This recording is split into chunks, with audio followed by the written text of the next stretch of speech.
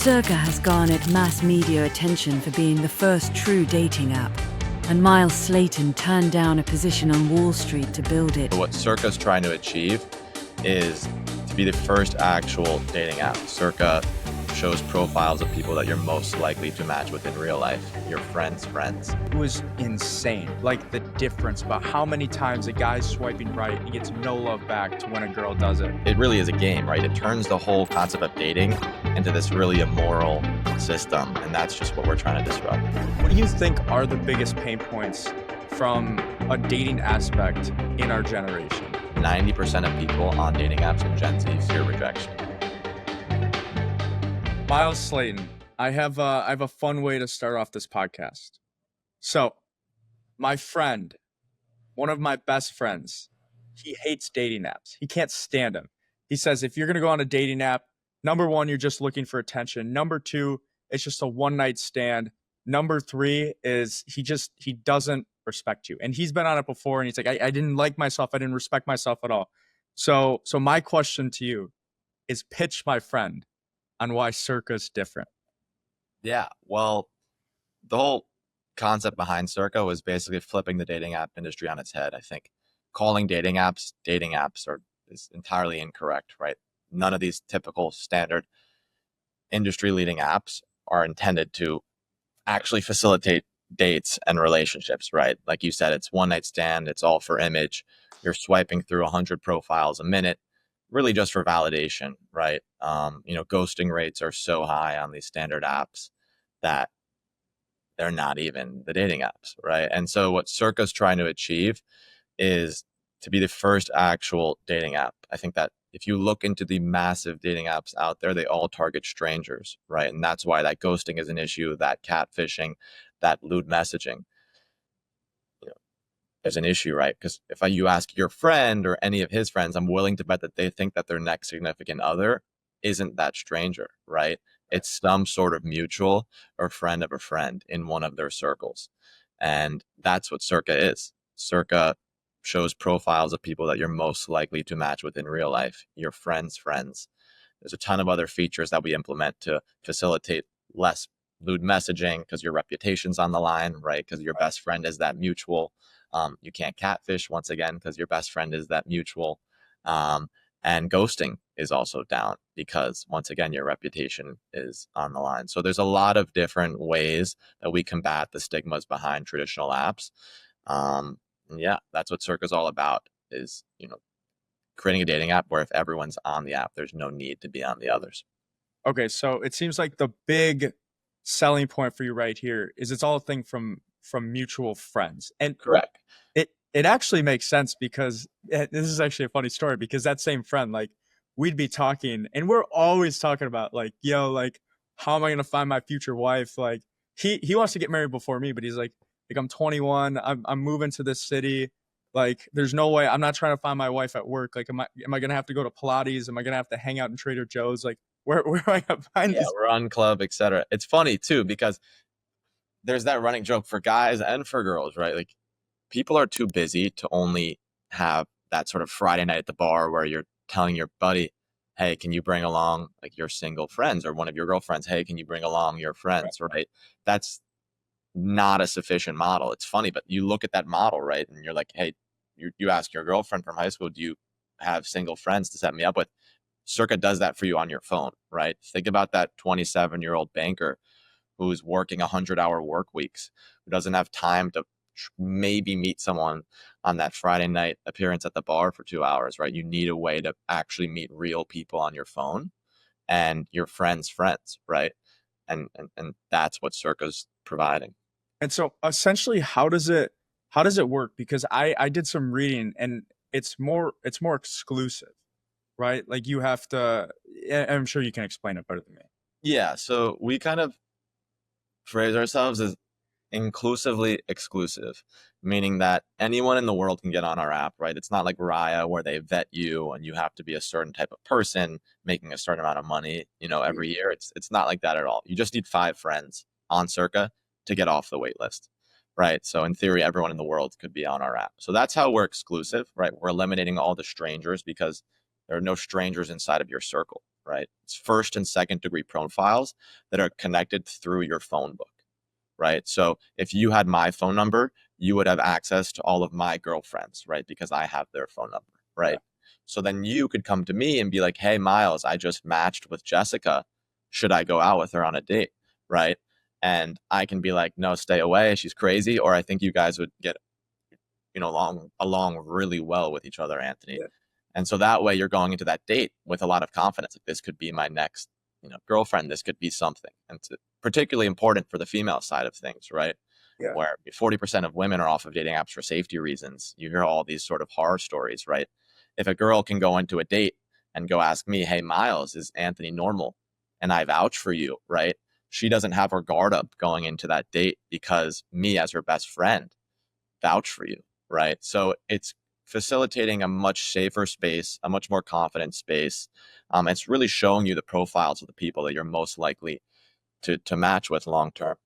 Well, speaking about like the safety thing, oh my God, if I had a daughter and my daughter downloaded Tinder or something and she's meeting up with random people, like I'd be scared to death as a Yeah. parent. I wouldn't even want my friend that's a girl, like if I had a friend that's a girl, like, yo, like I just matched with this guy, I'm going on a date. I'm like, what are you doing? You don't know anything about this guy. We hear all these horror stories.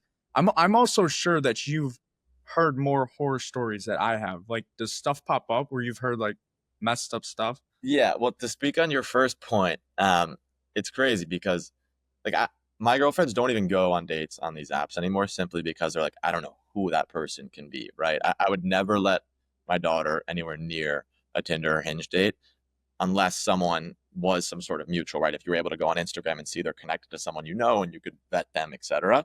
But just to go blindly into a date, unfortunately, the world has become a lot smaller and trust has become paramount.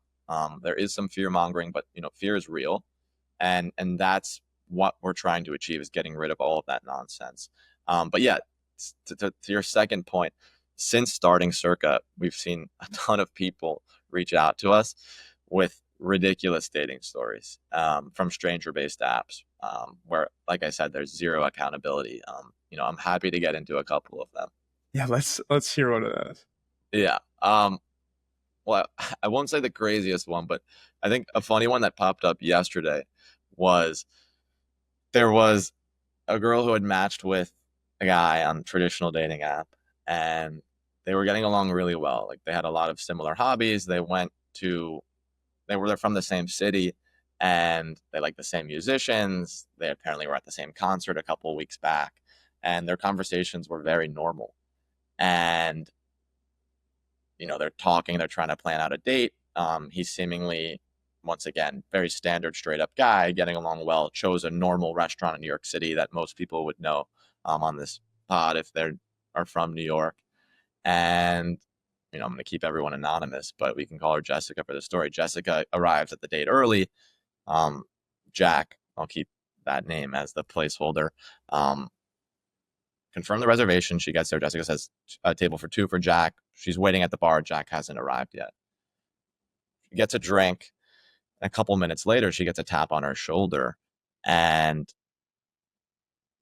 the guy says, Jessica, it's so nice to see you. And I'm Jack.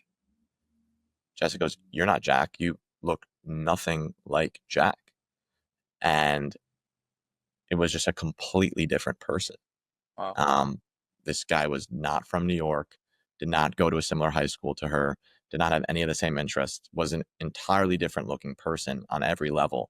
And she sprinted out of the restaurant, called her friends, and got in a cab.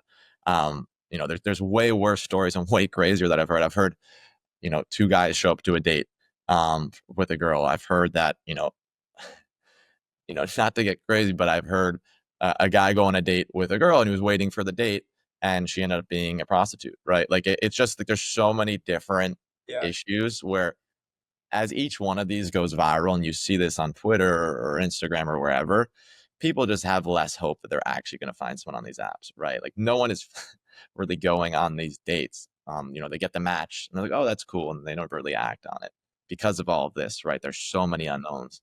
Yeah. Well, bro, the whole stigma, like I don't think a Tinder could ever rebrand itself as like, this is for dating. Like when you think of Tinder, it's like, if you do this, it's maybe you're on a vacation, you're in a city or whatever, and like you're literally looking for a one night stand. Also, I was looking at your TikTok, and I don't know what this was, but it was a podcast on one of your TikToks, and they're talking about another story, and this guy with the stomach issues, and he goes home and he tried to sprint back or break in, but he ended up getting arrested, and this girl had to lock herself in the closet. And it's just like shit like that is crazy. That's true. And that's my partner Carter's story. And like that was one of the reasons he wanted to join and do this with me. Like, I don't want to fearmonger like too much, right? And like emphasize the safety. It's more about the fact that, it's your friends' friends. These are people that you think you're going to match with, but like the safety is impossible to ignore, right? And I think that's a critical and the main component of why these apps aren't working. You're right. You can't rebrand as Tinder, right? You could look at the stock, and you could look at the way the company's going. Like it's just tough, right? Because branding is everything. And, there's a reason why a 45-year-old hasn't made the next big dating app for 22-year-olds, right? Or 23-year-olds or 27-year-olds, or even, a senior or junior in college, right? They just don't understand what's going on in our generation. They can't pick up on the trends, and they can't be a front-facing person for these people, right? Because you can't relate. And that whole model worked, right? Like my parents met at a bar as complete strangers 30 years ago, right? But that's not how the average person in our generation thinks they're going to meet their next significant other. Yeah. What do you think are the biggest pain points from a dating aspect in our generation?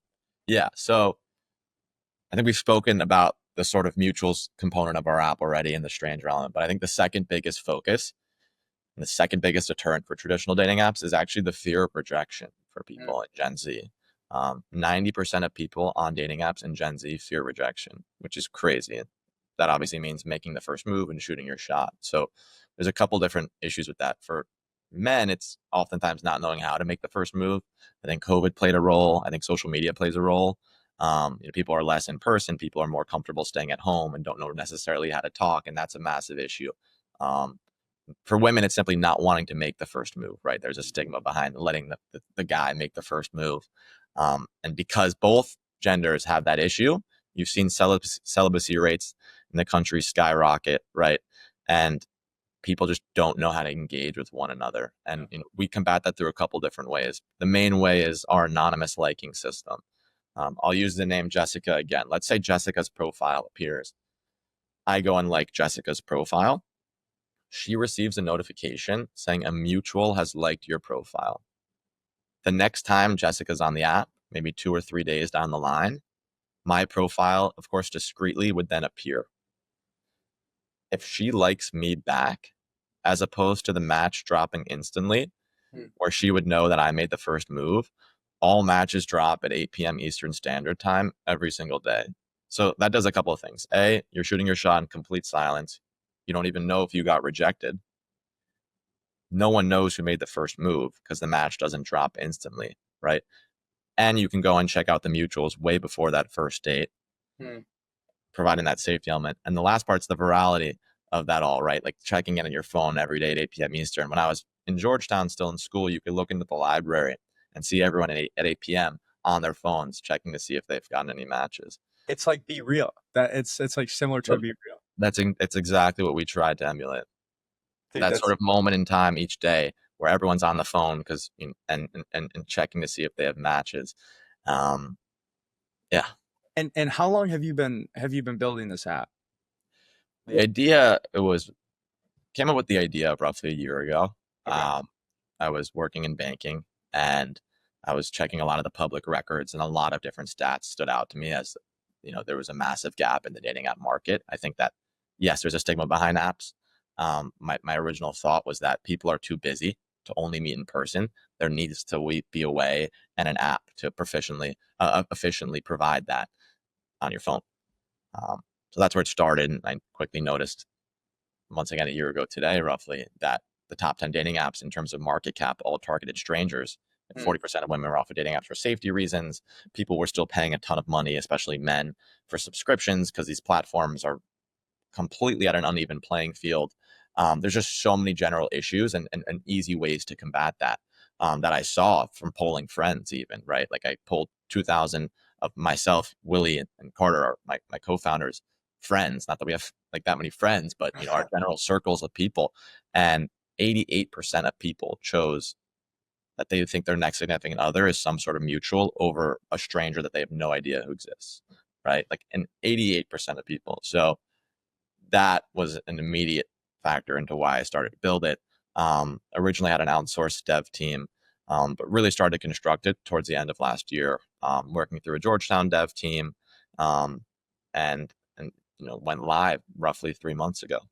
Okay. And so it's been a year journey since really coming up with the idea. It's everything's going really quickly, right? Like we've been live for 3 months. We've now raised from our dream investor, which I'm happy to get into. And now it's just about spreading this movement everywhere that we've found an option that works. So it's been 3 months and you have how many users? We have 30,000. Okay. So I'm very curious from a marketing standpoint, how do you go about getting 30 users in 3 months? Like it seems like a very big number to me. Yeah. So to be honest, and this not in an ego way, but like we haven't had a viral video. We haven't had some influencer talk about us. We haven't had some paid form of marketing. There's been none of that. There's been no marketing spend. It's been entirely through K factor and referral rate. We started locally at Georgetown. What is K factor? So that's just basically your average user, how many people that they are then referring to the app to hop on. I got you. Okay. That's the high level explanation there. But there's a reason to do that, right? Think about Tinder. If you're on Tinder, there's no reason for you to go tell your friend, hey, you should hop on Tinder, right? But if you're on Circa, you want to go and invite your friends onto Circa because then you get access to all of their friends, right? Your second degree people. And there's a bunch of different ways on Circa you can invite people. There's a secret admirer invite, like, hey, Anthony, you have a secret admirer that's invited you to join Circa. You can invite as a friend, or you can also invite as a matchmaker. So if you're already in a relationship, you can go and set up your friends on Circa. And so I think that it's just been a refreshing platform for people who are sick of the dating apps out there. And because of that, they're actively sending it around to their people. And that was a big part in how we got our investors, was because of our start and because of different stats that we have on the app. We're 67% women. Typical dating apps are 80, 90% men, right? So we Really? don't have that issue. And I look, as a male founder, that speaks to what the product is, right? That women want to be on the app and feel safe and feel like it's the right alternative. I was listening to a podcast. It was Diary of a CEO, and he had some dating expert or something on it. And he was talking about the amount of like Tinder swipes that guys get compared to girls. And I don't remember the number, but it was insane. Like the difference about how many times a guy's swiping right and gets no love back to when a girl does it. But it's kind of just like, like it just sounds gross. Like Tinder, 90% guys and there's 10%. Like what? Yeah, it's so skewed because to start, right, you have 80, 90% men on these apps, and women, if it's 10 to 20% women, and women are already more limiting in the amount of likes they give out. Yeah. You can see how the playing field quickly becomes so skewed, where you have the top 1% of guys that receive all the likes. So you can have the average woman receives 20 likes for the average guy who receives 0 to 1 likes, right? And because of that, these apps then monetize and have this $30 to $50 subscription, right? Which basically gives you an artificial boost that says, if you pay for this, I'll show your profile to more people. And then the apps, you're playing in a completely uneven playing field, right? Where you feel like you have to pay to even get a chance at matching with someone. Yeah. And it turns the whole game, it really is a game, right? It turns the whole concept of dating into this really immoral system. And that's just what we're trying to disrupt. So do you think that your app, because like when I think of Gen Z dating right now, I think it's hella janked up. Yeah. Like social media has janked everything up. I think just certain cultural trends has screwed them stuff up, and like traditional values really taken a hit. Like that has screwed a lot of things up. My question is, do you think this app or the movement that you're trying to create has actually the power to shape culture and change the way that Gen Z approaches relationships and male-female dynamics? Entirely on a couple different levels. I mean, the first is that you're swiping so quickly on Tinder and Hinge just based off the first photo if you think they're attractive or not, right? Like on Circa, we run you through first showing your mutuals in common, right? Your friends in common. And then we show where you're from, your age, where you're located, your prompts. And then lastly, we show you the photos behind everyone, right? We're trying to make the whole thing less artificial. We're trying to make it how you meet people in real life, which is through your friends, right? Think about a stranger, just a one-off stranger versus that same person. If your best friend thinks they have a great personality and would be a great fit for you, right? You're then not just looking at how they are, looks wise, but your best friend vouched for them, right? And said they were great. And it might be someone you would get along with really well in person, right? So there's bringing in that solution to just the standard social media approach, which has completely ruined dating apps, where if a person isn't a certain level of attractiveness, you're immediately hitting X. Yeah. So like we're giving people the best shot to bring back normality to the dating space. And from there, it's not our fault, right? But we are at our core creating a space that gives people the best chance to match authentically. What about from an app building sense? So you said you started a year ago, you went live 3 months ago, 30,000 users, but you mentioned that you had your dream investor. And you mentioned to me who that was and kind of the story, but it's a crazy story. So how did that come about? Yeah. So in roughly our first couple of weeks live, we had a lot of free press come in. A couple different Substack articles were written about us, Emily Sumberg in particular, and we started to receive a lot of VC interest from that, strong VC interest.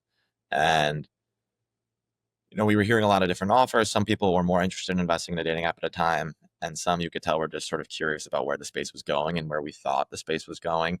And there were a couple of groups that we got along with really well, and we were taking call after call after call. We weren't originally going to raise that quickly, but through a couple different VCs, I finally got on the phone with this particular VC, Core Zone, based out of Chicago and LA. And why that was an important phone call was because their CEO, Sam Yagan, was the ex-CEO of Match Group, which owns Tinder and Hinge, and basically every other dating app except for Bumble and Raya. And prior to that, he had founded Spark Notes. He had founded OkCupid, which is another massive dating app that he then sold to Match Group, which is why he then became, then was sort of sent to as a leadership position at Core Zone, at Match Group, sorry. And I started a call with him, and he really liked our early growth. He really liked the way we sort of are attacking the industry and flipping the industry on its head. And, doing that through a college-led approach while also focusing on an older demographic. There were, and looking at our stats, particularly the women's stat early on, right, which solves the problem. I think that if you can figure out a platform that women feel safe on, then the men will sort of follow from there. And, that was sort of a month of back and forth and due diligence. And just even hopping on a bunch of calls, seeing that someone as proven as himself was interested in Circa was crazy, right? There's no person in the world who is more proven and knowledgeable of the dating app space than Sam and his team. Yeah. And they hadn't made an investment in a dating app since leaving roughly 10 years ago. Yeah. So, and he mentioned that on his calls, I've been pitched thousands of dating apps. I've said no to them all. And just to see serious interest was one thing. And then to get across the line with them was another. Like, whoa, this is really real. It's one thing for us to think that this is real, but to have the most proven player in the space invest in us, millions of dollars, is a whole nother thing. And we're just super excited to see where that goes as a team. Okay, so like I assume I'm not well versed in the startup world, and I don't exactly know how it goes down with investors, but when you tell me that Sam comes in and invests millions of dollars in your company, I think he's some sort of mentor to you guys.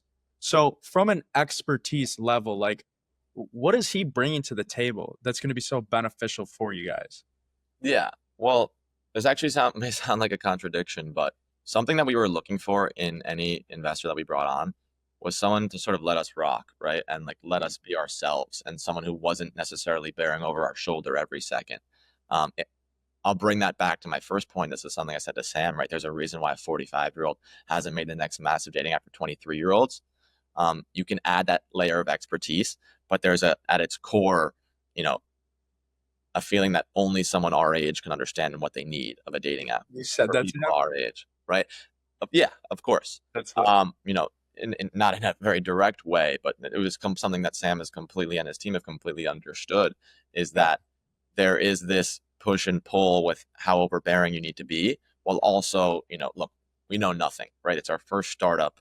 We need their expertise on a high level, how they started OkCupid, what they did to help grow, you know, the Tinders of Match Group, etc. Right, and that's where they've been great for us is offering that high level advice. What different demo do you attack? You know, do you attack one city at a time, or do you scale quicker than that? Where to put our money? How quickly do I put our money into different activations? All of those different things are where they've already been great. And you know, I'm just super excited to see where that relationship goes Yeah. on so many different levels. And like as you as a CEO right now, and I know you have a group, you have a team, and like so you guys have other employees that you do your work, but like right now, what does a day in the life look like? Yeah, it's a pretty long day, and why I love it though is every day is super different, right? Like I'm on a pod with you right now, and then right after I'm getting on with our PR team because hopefully Mhm. we have a major press outlet that's about to write about us that I'm going to get interviewed for, and then we're making content for an hour, right? And then we're getting on as a team to sort of create a bunch of different scripts for our Instagram and for our podcast that we're going to be making next week. And then we have a couple different events that we're planning for the next month in the New York City area. And so just making sure that everything's set up there from a merchandise standpoint, from a guest list. You know, there's so many different things on that front. And then just making sure the product is there. How do we iterate the product? What's the next big update for Circa? I'm in working with the engineering team. That there really is so much that goes into a day to day. And it's so different every day, which I love. Well, so are you more of like over the top, your kind of decision making, but your hands aren't really in the weeds because like you are the CEO. I'm always interested in that dynamic, especially with a young startup group where everybody's pretty much the same age. Yeah. So the way we have it is like there's no yes, I'm the CEO, and yes, I make a lot of decisions, but there's no hierarchy, and I think that that's where a lot of problems reside at an early stage startup. You need to feel like everyone is involved and has the same say and has the same ability to make decisions. Of course, there are some major decisions to be made by me and, you know, maybe the C-suite, but you know, I'm a kid, everyone else on the team is a kid. Why should I act like some crazy boss, right? No one wants that. That's not the best environment. The person who's producing the best work, whether you joined yesterday or created the idea, should be the one on the pedestal, right? And that's the sort of model we've went by there. But yeah, high level, I am sort of overseeing every different aspect of the company, but also getting in the weeds, right? There's not like I'm too busy to do anything. I think that anyone, even at any level of a company, if they thinks they're better than anyone, that company won't go anywhere. True.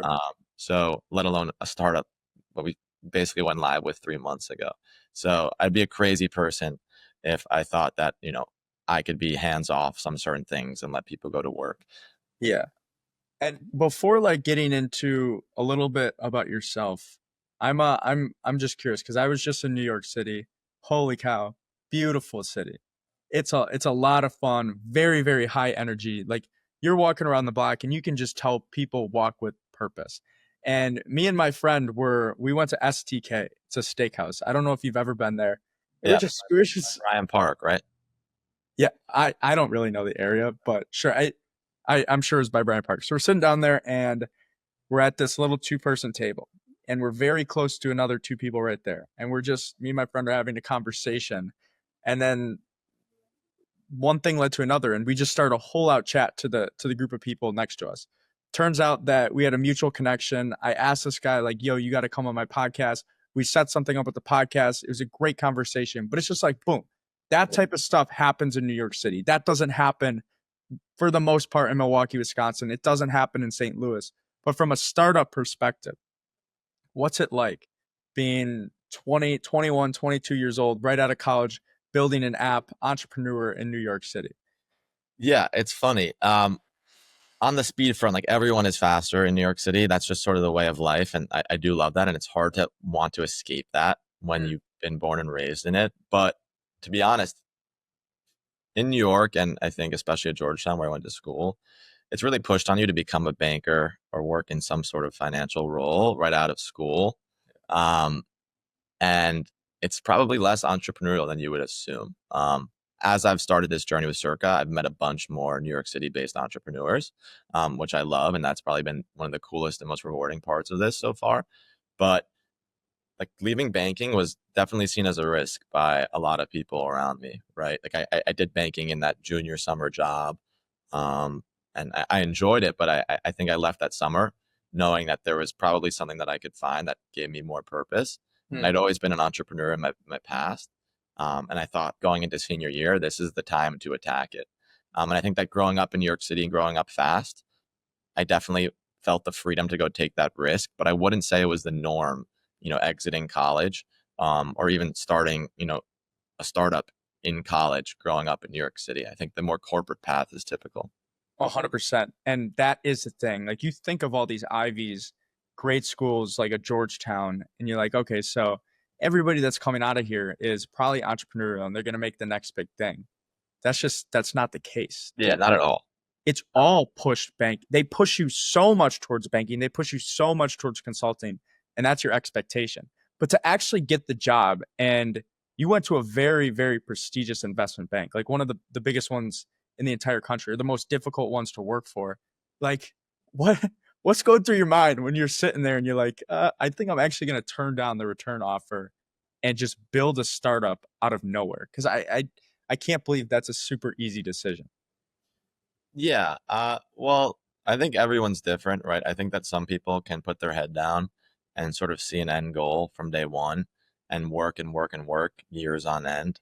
For me, I never knew. I mean, I always knew it was not a lack of work ethic on my end, and that if I started my own thing, I'd work even harder because I'd probably see real purpose behind it. Um, but that was where it was for me, right? Is I'd proven myself as an entrepreneur in the past. I knew I didn't have a lack of work ethic. I did need to find a really good idea. And I found that during my time at Evercore last summer. I don't know if we can say the name of the place, but it's fine. I don't think it's an issue. Um, and like, that's what allowed me to say, okay, I can make this jump. Is that I tested my idea through thousands of people and they screamed I would get on this. I did research if someone was doing it or doing it properly. And, after a month of research, I validated my reason to go and attack it and take that jump. Um, but yeah, for me, it was a lack of purpose. Like I'd rather work at an animal shelter before I'd work in a job my whole life that, maybe paid well, but ridiculous hours with no purpose, and no meaning behind it really. And that's where I never saw it as a risk. I always saw if I have a valid idea, give it my all and see where it goes. And look, it's a great start, but there's so much more to do. Oh, absolutely. Did you get pushback from family? Um, yeah, I mean, probably up until the raise, people were probably like, "What is Myles doing? Why is he starting a dating app? Um, is this just because he's lazy and doesn't want to do banking or a corporate job?" And like, I completely understand that. Honestly, if people didn't think I was crazy, then I'd be a little worried, because it sort of is a risk, and it still is a risk, right? But to most people. But like I said, every day doesn't feel like work. Everyone on our team doesn't feel like it's work. And I think that when you work is the thing you do the most in life, right? You're doing it basically all day for 5 days a week. Right. And if you don't like what you're doing all day for 5 days a week, then I think that's a pretty miserable life. So yes, people thought I was crazy, as they should, but I never really cared. And you said that you've had successful businesses in the past. What what have some of those businesses been? Yeah. In probably the most prominent one was in eighth and ninth grade. I ran a sneaker selling business, reselling business. Yeah. Uh, and like I'd always been reselling and working a bunch of different side hustles in high school and then in college, and always had my own money to spend. but that's probably the most prominent one because I think it was an early age, like in 8th grade, to be making money. And that's probably the one worth mentioning. But yeah, What do you think drew you to the concept of entrepreneurship? I think just sort of putting your fate in your own hands, right? I'd be lying if at an early age, like the money didn't help, right? Just being able to be it's not the actual money, but it's the freedom, right? Like if you have the brain and the work ethic to go create and create well, you're going to get compensated financially for that. And with that compensation, you can then be more free in turn, right? You can go on that trip or buy that shirt or, take your friend to that restaurant or take your girlfriend to this place, right? Like it it's not that money makes you happy, but the freedom certainly plays a role. And, you know, the concept for me, sometimes thinking of working paycheck to paycheck just to do work that I don't appreciate feels a little bit limiting.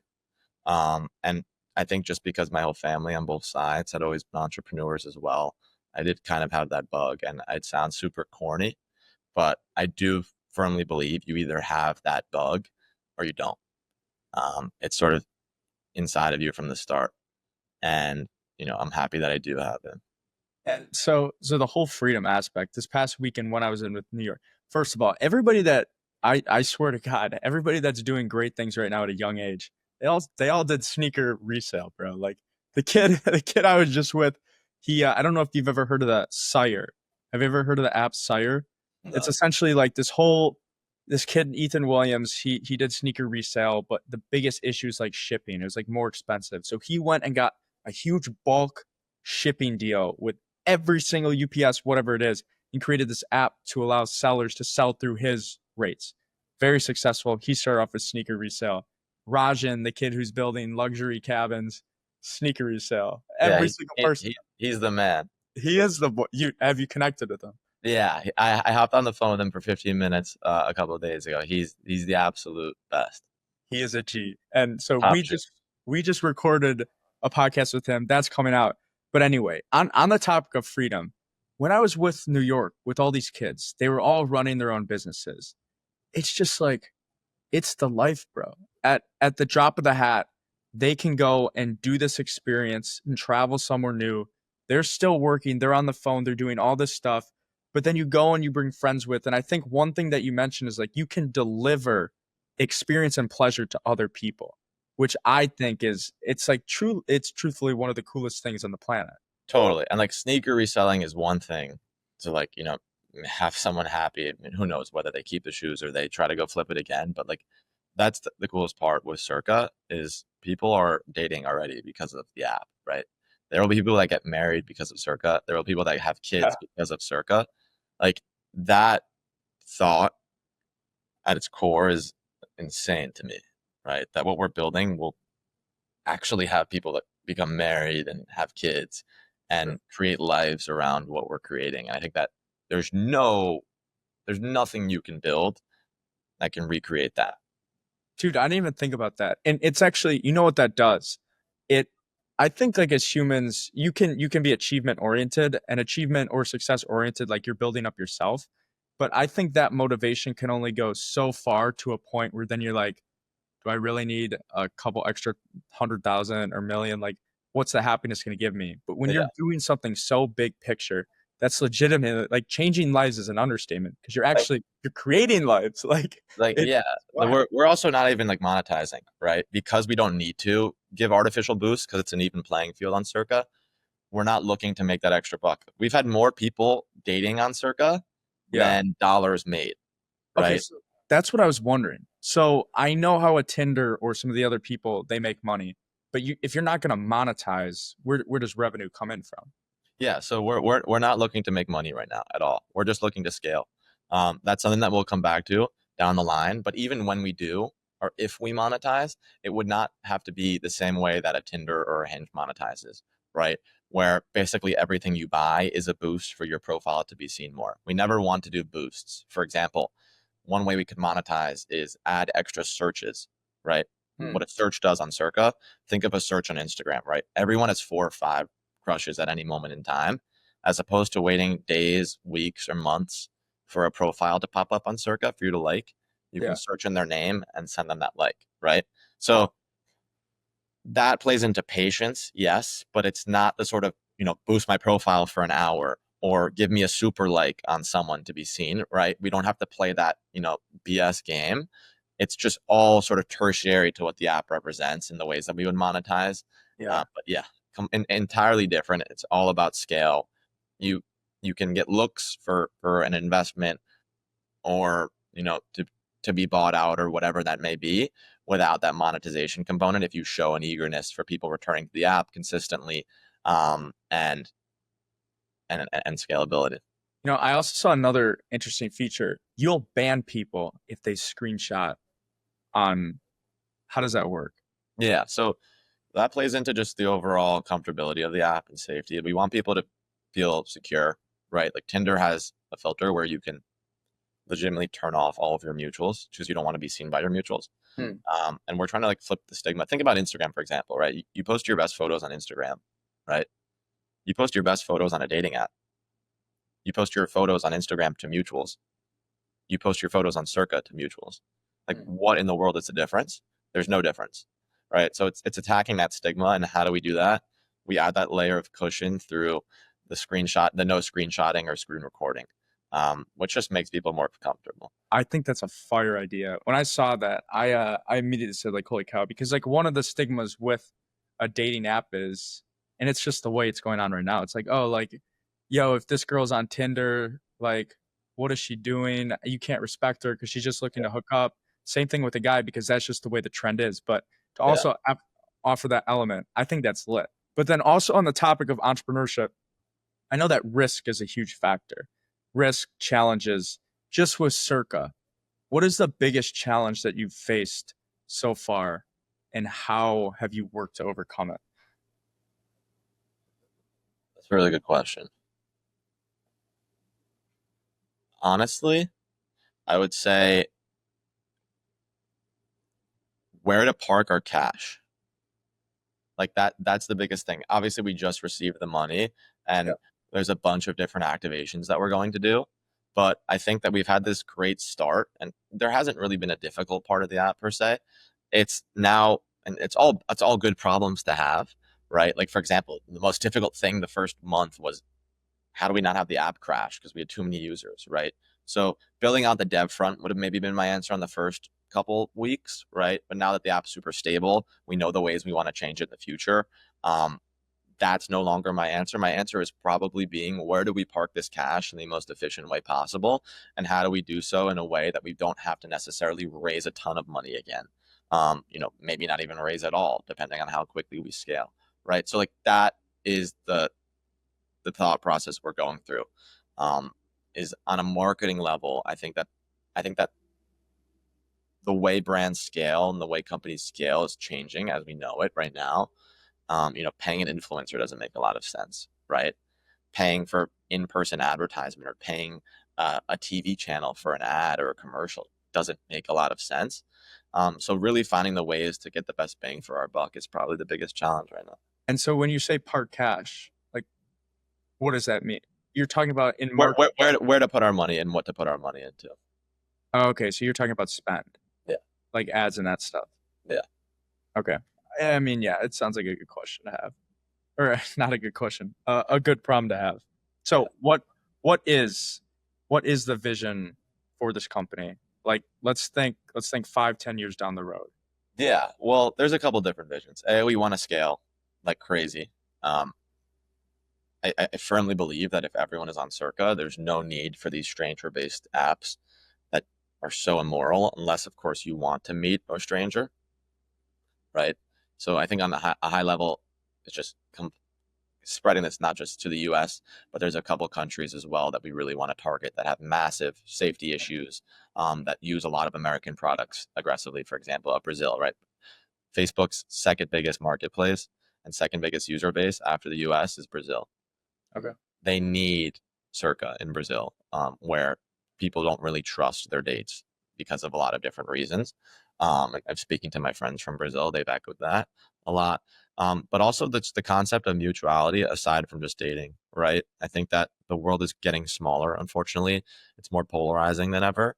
You can combine that mutual component in a lot of different ways, right? Think if you move to Seattle for that TikTok job and you don't know anyone, right? On a Circa Friends, you can see a mutual who has also moved. Let's say you moved to Seattle, Anthony, and my friend Jack also moved to Seattle, and Jack pops up. You can say, hey, Myles, like, what's Jack like? Should I go get coffee with him? I see he just moved as well. I'd be like, totally. He's the man. I was best friends with him in high school. You guys would get along great, right? That's applicable for friends. That's applicable for business, right? I see this guy starting this AI product. I have a background in something that he's trying to attack. Can you set me up, right? Like, I think we would work really well in business together. So like, there's so many different ways that having your friends input on something or someone matters more than ever, right? I think that what we've seen, what'll happen with AI is I think social media will have a downfall in a little while. Just because, yeah, I just think that we won't, not the entirety of social media, but there will be a very big, in my opinion, movement towards in-person elements on every level. I think that we won't be able to see the difference between something that is AI and that is not AI on a lot of fronts. And I think the only way to confirm that is being in person, right?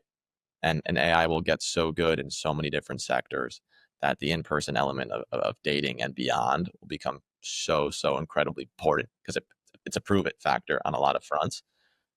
The one thing that AI can't touch, which is why Circa will last and survive, is your best friend's input and opinion on something and someone, right? I'll never use any sort of tool over texting you or meeting you in person as my friend to get your input on something, right? They could sure that tool can give its own input and provide a lot of information on a particular subject, right? But if you're asking about another girlfriend of yours, right? Or a trip you went on, right? I value your input independently of what everyone else thinks or what the internet thinks or what, any tool thinks, right? 1,000,000%. 1,000,000%. Because I'm just thinking about my own life right now. Like just on the topic of girls. Like this gets brought up all the time with friends. We're like, oh, this girl, what's happening here? It's true. I mean, it sounds like such a good idea, bro. And I'm wishing the best. And it seems like the perfect storm that's kind of brewing up right now. So Yeah, it's the right time. I think that there's a stigma behind dating apps, no doubt. Like, we know that. And that was part of the reason everyone thought we were crazy for trying to start a dating app right now. People are way too busy, though, to only meet in person, right? And bank on their friends bringing along some attractive single friends to a bar on a Friday night. So you do need a way to meet on your phone. And that's what Circa is. It's trying to attack this thing was behind the dating app industry, right? You couldn't pay a kid to wear a Tinder hat on their head. Like, we sold out of these in the first week. We're trying to make more. And it's just about building a brand that people respect, people are think is cool, and just shaping the space for the right reasons. Because you can't not have dating apps, right? Like I said, people are way too busy, and you need a way to meet people efficiently on your phone, and then of course meet in person, right? We're a placeholder, and a facilitator. We don't want you on Circa 5 hours a day. We want you on Circa for 10 minutes. Use up your couple swipes, talk to some friends, and then set up some dates, and then take it in person. well said. And we're at the end of this pod. My final question is there anything else that we haven't talked about, or anything else that you want to share about your app or your story to leave people with?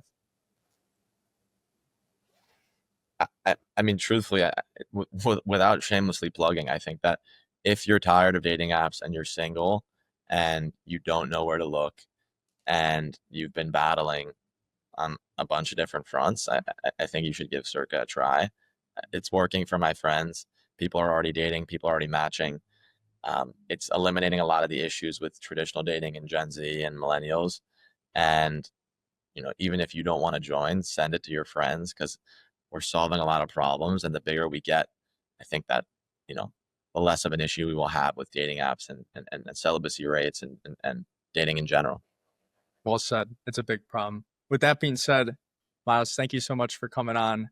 We'll have to have you back someday once this starts to really, really take off, or there's an exit or something, we'd love to hear the story after that. But the whole Gross Potential community, we had a blast listening to you. So much love. Take care, everybody. Likewise. Thank you for having me, bro.